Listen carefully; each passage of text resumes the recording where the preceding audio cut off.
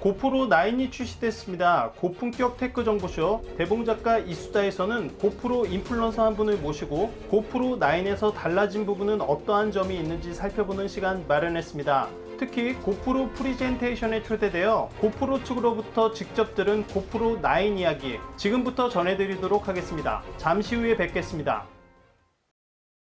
대봉작가 이수다입니다.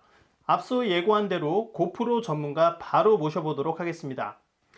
어서 오십시오. 안녕하십니까. 고프로 인플루언서 대봉작가입니다. 아, 인플루언서요? 어깨에 힘 빡 들어가셨네요?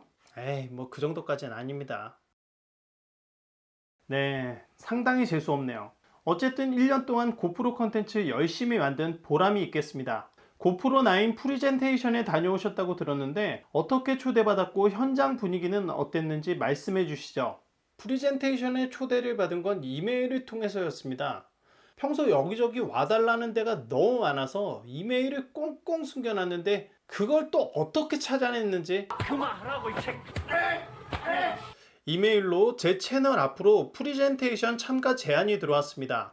저는 수락을 했고 주최 측으로부터 안내 전화가 왔습니다. 이런 프리젠테이션에 초대받아 참가하는 것은 예전부터 꿈꿔왔던 일이었습니다. 함께 초대된 유명 유튜버들과 어깨를 나란히 하며 핸드폰 번호도 교환하고 추후에 콜라보 약속도 막 받고 아 진짜로 꿈을 이루셨군요. 그럴 줄 알았는데 코로나 영향으로 비대면 스트리밍으로 진행되었습니다. 그럼 바로 본론으로 들어가시죠. 고프로 9에서 발표한 주요 스펙은 다음과 같습니다. 5K 동영상, 모든 프레임에서 14.7메가픽셀의 디테일, 사진에서 최대 20메가픽셀 지원, 30% 높아진 배터리 수명, 더 커진 후면 액정과 전면부 셀피 스크린, 하이퍼 스무스 3.0, 그리고 타임어프 3.0, 탈착식 렌즈, FHD 라이브 스트리밍, 강화된 소프트웨어. 일단 가장 눈에 띄는 게 마케팅에 불과하다던 전면부 셀피 스크린이 결국 들어갔네요.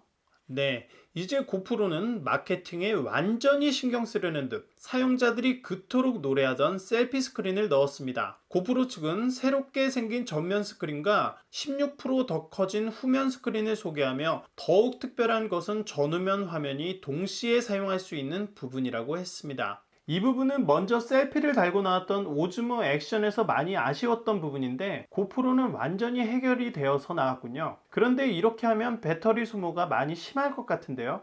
그렇습니다. 그래서 고프로 9은 배터리 수명을 이전보다 30% 늘려 나왔습니다. 그 결과 추운 환경에서도 더 오래 버틸 수 있으며 약 45에서 60%의 향상된 작동 시간을 제공한다고 설명했습니다. 더구나 고프로 9은 듀얼 디스플레이 외에도 원하는 시간에 촬영 예약을 할 수 있는 스케줄 캡처, 원하는 시간만큼 촬영하고 종료시킬 수 있는 듀레이션 캡처, 블랙박스처럼 대기하다가 녹화 전 30초 전부터 캡처가 가능한 하인드 사이트 등 배터리 소모가 많은 기능들을 추가했기 때문에 배터리 용량을 늘리는 것은 불가피하지 않았나 싶습니다. 어쨌든 작동 시간이 향상된 것은 크게 반길만한 부분이지만 이 때문에 배터리 크기도 달라져 이전 세대 배터리와 호환이 안 되는 부분은 몹시 아쉬운 부분입니다. 그럼 이전 고프로를 가지고 있는 유저들은 가지고 있는 배터리를 쓸 수 없는 데다 충전기를 다시 사야 한다는 이야기인데 이것은 마치 우리 지갑을 처음부터 다시 털어보겠다는 소리 같군요. 네,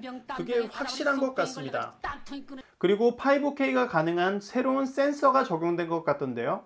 네, 23.6메가픽셀을 지원하는 새로운 고프로 센서는 기존의 고프로보다 더 뛰어난 화질과 해상도를 제공한다고 합니다. 4K보다 77% 향상된 5K 화면 크기는 넓은 화면에서 원하는 장면을 선택할 수 있는 작업의 유연성을 제공하고 사진에서도 20메가픽셀을 이용하여 더 멋진 사진을 남길 수 있다고 합니다. 이제 액션캠에서도 4K 이상의 해상도가 나오기 시작하는군요. 그런데 고해상도일수록 픽셀당 받는 빛의 양이 적어져 저조도 시 노이즈나 화질 저하가 오는 것으로 알고 있는데 안 그래도 좋지 않은 저조도 화질이 더 나빠지는 것은 아닐까 우려스러운데요. 안 그래도 프리젠테이션에 참가하는 유튜버들이 가장 궁금해했던 부분이 저조도시 화질이었습니다. 고프로는 이 부분을 실질적인 화질은 전작인 고프로 8과 유사한 수준이라고 했습니다. 하지만 더 높은 해상도를 지원하고 저조도 컬러 사이언스도 많이 개선해서 노이즈 억제와 트루톤 컬러를 구현해냈다고 했습니다. 그리고 저조도 시에 60프레임 이하의 낮은 프레임을 사용할 것을 권장했습니다. 실제로 해외 리뷰어 중에 고프로 8과 9의 저조도를 비교한 리뷰가 있던데 오히려 고프로 8이 더 밝아 보이던데요.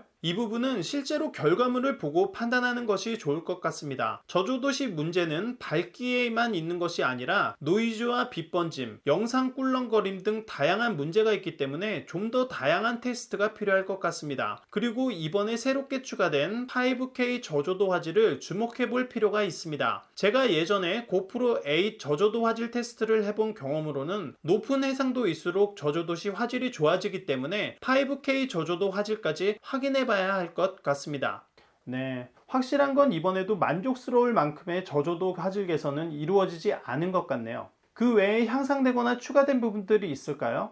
하이퍼스무스 3.0, 타임어프 3.0도 전작에 비해 더 향상되었습니다. 사실 이것은 전에도 괜찮았던 부분이라 크게 관심이 가지 않았는데 타임어프 시 속도를 늦췄을 때 소리가 들어갈 수 있는 점은 이 기능을 자주 사용해온 사용자로서 활용도를 더 높일 수 있는 부분인 것 같았습니다. 그리고 마이크 성능도 향상되었다고 합니다. 물에 잘 빠질 수 있는 구조로 설계하여 물에 있다 나왔을 때 최대한 매끄럽게 사운드가 이어질 수 있도록 하였고 하드웨어와 소프트웨어도 전작보다 향상시켰다고 합니다. 렌즈 교환으로 왜곡이 덜한 초광각이 가능해졌는데 이것도 몹시 흥미로웠습니다. 그런데 가격을 보고 흥미를 잃었습니다. 또 궁금해하실 부분이 고프로 8 때부터 나온다던 전설의 디스플레이 모듈이 드디어 나왔습니다. 고프로 9의 크기가 달라지면서 미디어 모듈은 고프로 9용과 8용이 따로 구분되었지만 디스플레이 모듈은 공통으로 사용됩니다. 고프로 9이 셀피 스크린을 달고 나오면서 얼마나 관심을 받을 수 있을지는 모르겠지만 어쨌든 유니콘과 같은 상상 속 모듈을 돈만 내면 볼 수 있게 되었습니다.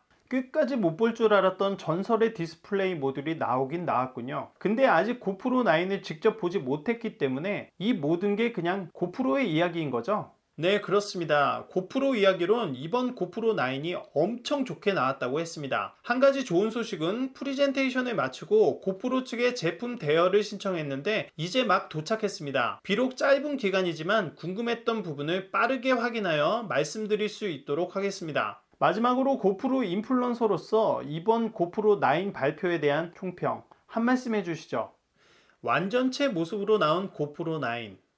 진작에 이렇게 나왔어야지. 수고하셨습니다. 새로운 무언가를 많이 들고 나온 것 같으면서도 뭔가 살짝 아쉬운 고프로 9.